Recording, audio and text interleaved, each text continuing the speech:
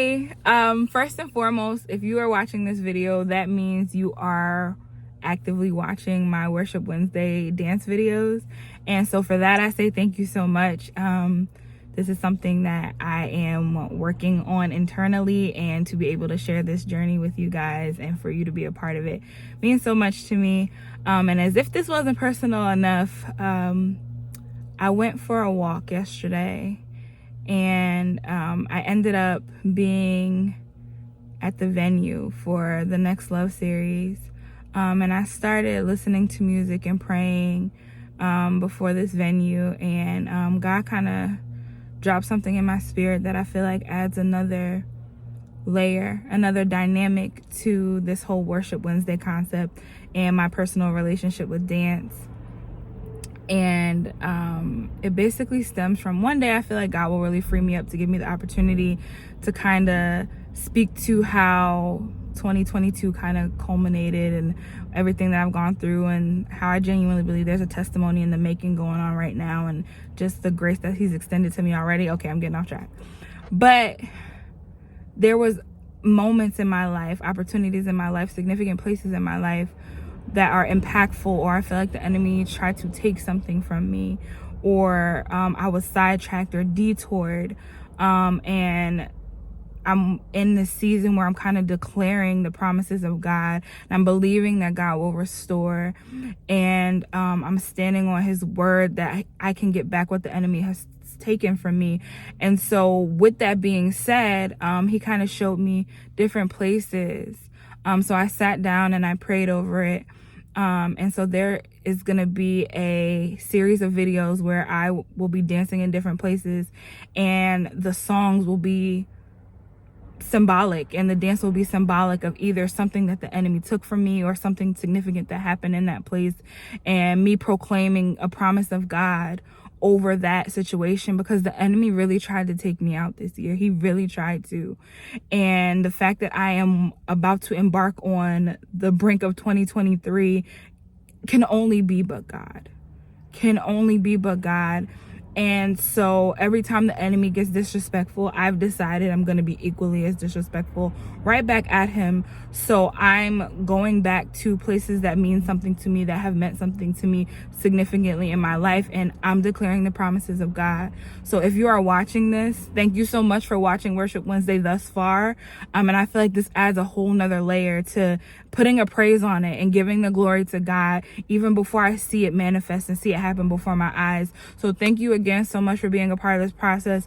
I just had to declare that over these videos, and I hope that you continue to enjoy the Worship Wednesdays.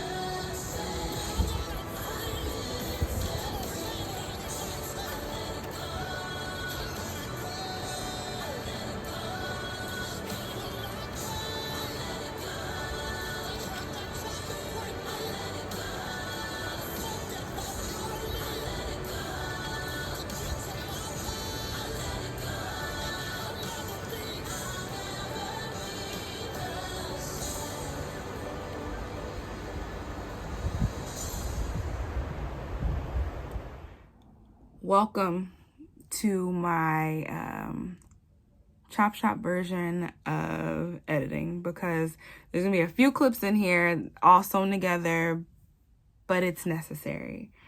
I feel like whoever's the one that needs this, or maybe that one was me and I needed to sit in it a longer than I feel like I should have, this is for you.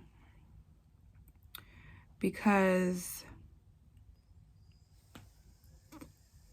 when I originally shot this dance, at the time my videos didn't always have this is gonna be my explanation piece.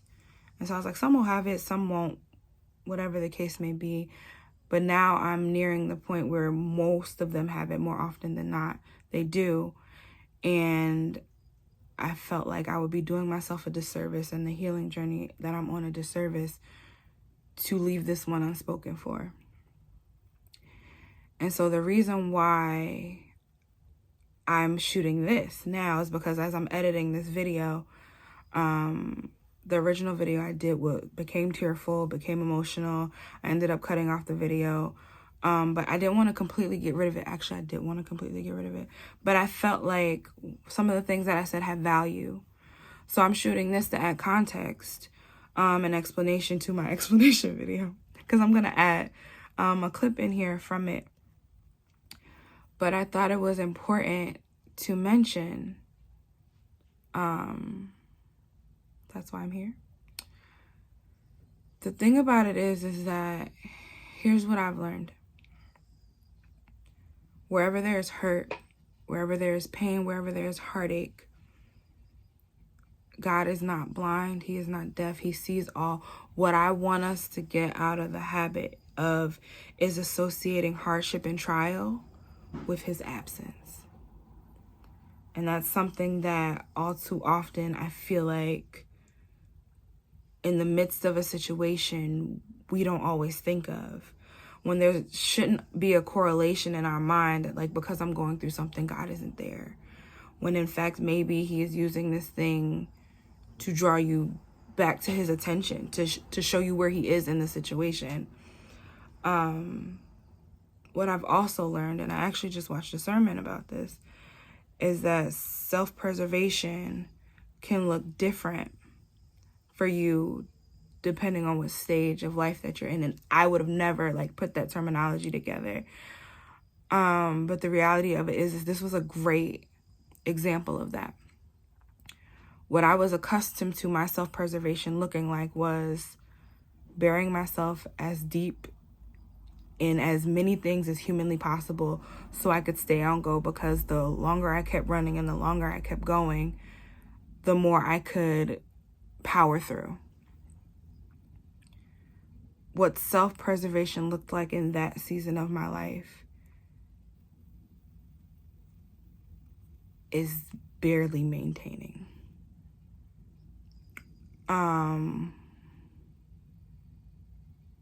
In that season of my life, I felt like things were being heightened, things were being highlighted, things were being really pulled, and I was like, oh, I didn't know that that was still a thing.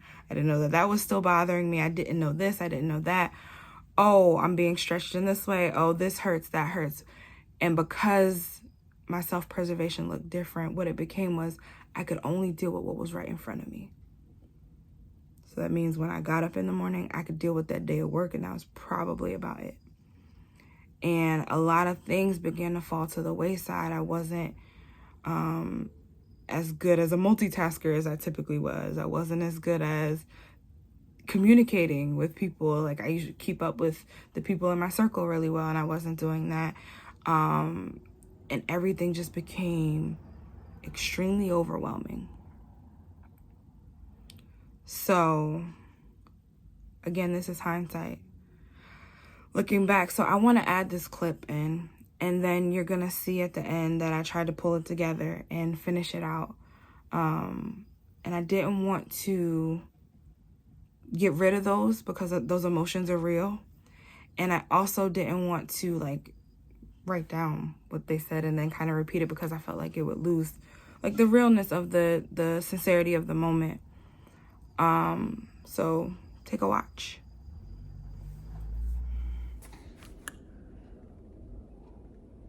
So I've been a lot better about like queuing up what I feel like I'm gonna say, even if I don't write it down or script it out. Like I have a general idea, and I think this one's gonna be hard because I want to say absolutely everything, but I also want to say absolutely nothing. In a previous take I was like, I don't even want to do this. And that's not true. What is more true is that this is difficult. And so because it is difficult, I don't want to deal with the difficulty that comes with creating this video. I think that's more true than me not wanting to do this. But for the sake of what I'm trying to do here and dealing with my emotions, I am here. So a couple weeks ago, I posted the Tell Me Where It Hurts video, and I dedicated it to Maryland, my time there, my journey with God there. And it was more of a Tell Me Where It Hurts, a declaration of that time. I think this one's harder to do because it's more like hindsight, like looking back, as opposed to what was actually going on through my mind and through my heart during that time. So if I'm gonna pay some respects to my time in Maryland, I would be completely remiss if I looked over my time in Connecticut. And it's hard because when I chose Freedom Chant, and like that's one of the first ones that like dropped in my spirit right away when I decided that I was really gonna try and do this series of videos thing, even though I was scared. But I didn't want Let It Go to be perceived as like dismissive or disgruntled or slighted or angry, like, because in all actuality, that's kind of how I was walking around living anyway. But instead, what I've tried to change it to is the freedom that I should have been living in, the letting it go that I should have done. Because all Connecticut did was drive in some stuff that was already there. And again, hindsight looking back, I can see that now, but I didn't see it then. And I can't regret it because it's what started me on this journey back to God, and it's what started me on this journey back to being in his presence. And so I'm trying to tell myself I'm not allowed to regret it. But it was a really hard time for me, and I was legitimately walking around essentially functionally depressed, functionally anxious, and not in the position where I was actively pursuing why. And when I tell you, I was maintaining, like, I lost track of things that made me happy and things that I really like to do.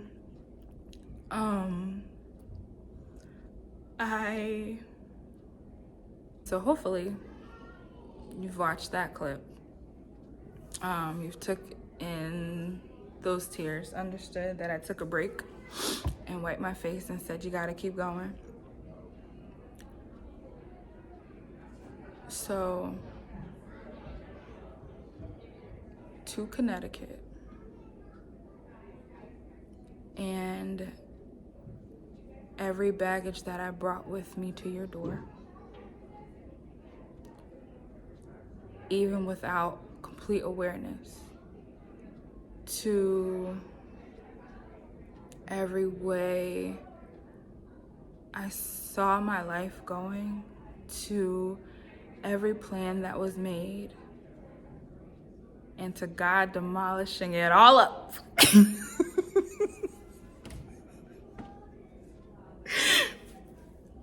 Oh, I let it go.